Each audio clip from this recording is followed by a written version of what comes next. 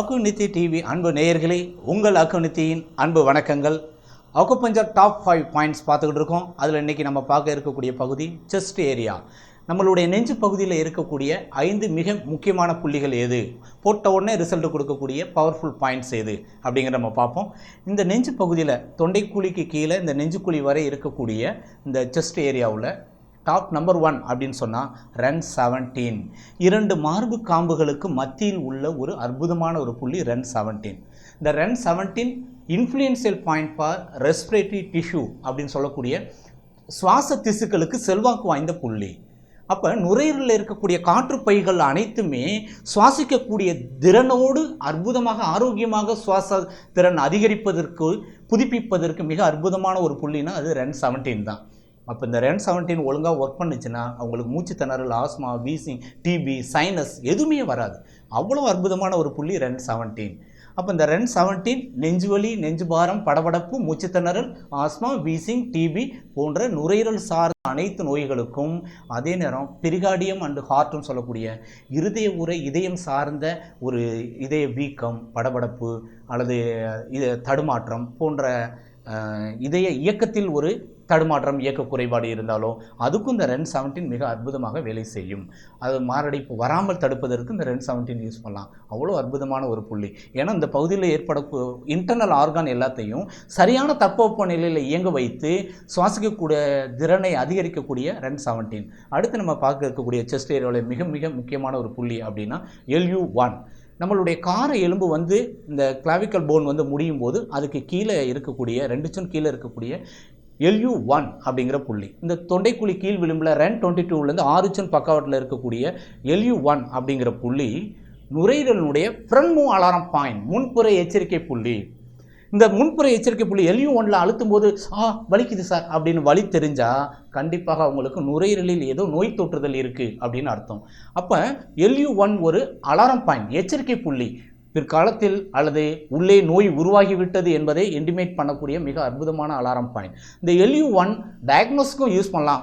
லங்ஸில் நோய் இருக்கா இல்லையான்னு அழுத்தி பார்த்து கண்டுபிடிக்கலாம். ப்ளஸ் அந்த நோயை குணப்படுத்துவதற்கு இந்த புள்ளியை பயன்படுத்தலாம். ப்ளஸ் அந்த கார எலும்பில் ஏற்படக்கூடிய தோள்பட்டை வலிகளுக்கும், தோள்பட்டை இறக்கம் வலிகளுக்கும், கார எலும்பு வலிகளுக்கும், நெஞ்சு பாரம், படபடப்பு, மூச்சு திணறலுக்கும், நுரையீரல் சார்ந்த நோய்களுக்கும் இந்த புள்ளியை பயன்படுத்தலாம். LU1 run 17 and LU1. அடுத்து நம்ம பார்க்க இருக்கக்கூடிய புள்ளி நிப்புல்லேருந்து 2 சுன் கீழே இருக்கக்கூடிய லிவர் 14 அப்படிங்கிற புள்ளி.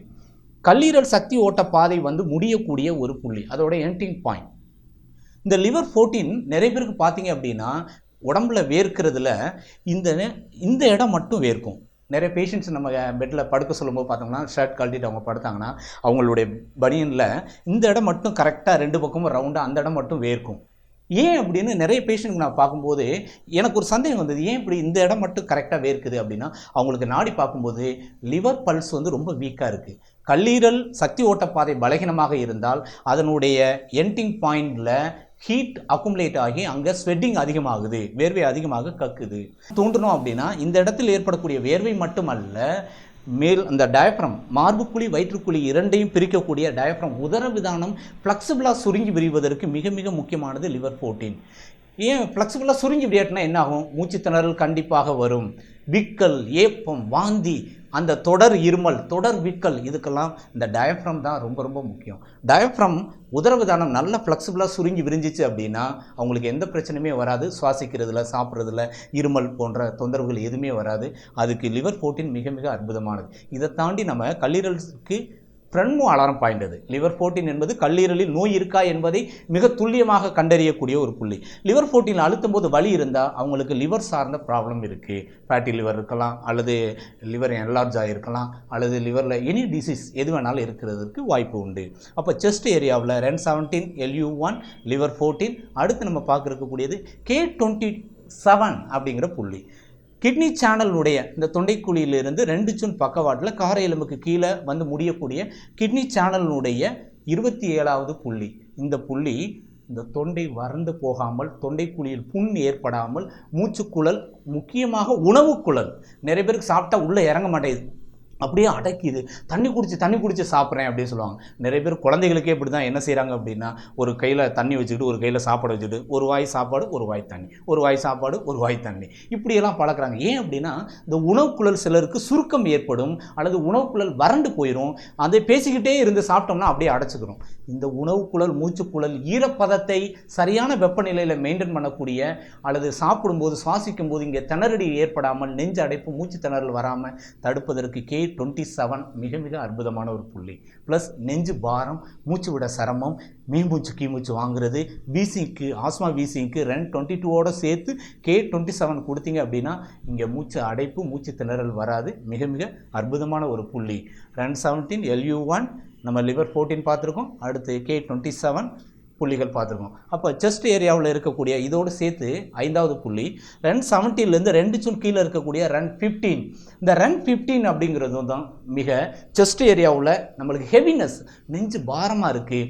மிக முக்கியமாக பார்த்தோம்னா மாதவிடாய் காலங்களில் பெண்கள் சொல்லுவாங்க, பீரியட் வர்றதுக்கு ஒரு வாரத்துக்கு முன்னாடி எனக்கு நெஞ்சு சூடாகுது, நெஞ்சு பாரமாகுது, நெஞ்சு அப்படியே இருக்குது அப்படின்னு சொல்லுவாங்க. மல்லாக்க படுக்க முடியலை, மல்லாக்க படுத்தா ஏதோ 2 பெல்ட் போட்டு இறுக்கி கட்டின மாதிரியான ஒரு பிடிப்பு இருக்குது. இந்த நெஞ்சு ஃப்ளெக்சிபிளாக சுருங்கி விரிகிறதுக்கு, இருதய இயக்கம் சீராகுவதற்கு, சுவாசம் சீராகுவதற்கு இந்த REN17ஓட சேர்த்து கீழே இருக்கக்கூடிய REN15ங்கிற பாயிண்ட் வந்து மேஜர் லியோ கனெக்டிங் பாயிண்ட் அப்படின்னு சொல்லுவோம். அதாவது ஒவ்வொரு சேனல்லையும் ஒரு லூ கனெக்டிங் பாயிண்ட் இருக்குது. எல்லா சேனலோட லூ கனெக்டிவ் பாயிண்ட்டையும் ஒரே ஒரு பாயிண்ட் மூலமாக நம்ம ஸ்டிமுலேட் பண்ண முடியுமா அப்படின்னா அப்படி முடியும். அது ஒரு புள்ளி தான் எது அப்படின்னா REN15. இந்த REN15 ஒரு பாயிண்ட் போட்டிங்கன்னா போதும். இது மேஜர் லியோ கனெக்டிவ் பாயிண்ட். இது எல்லா லூ கனெக்டிவ் பாயிண்ட்டையும் இணைக்கக்கூடிய தன்மை உடையது. இது REN சேனலோட லூ கனெக்டிவ் பாயிண்ட் மிக அற்புதமாக ரிசல்ட் கொடுக்கும்.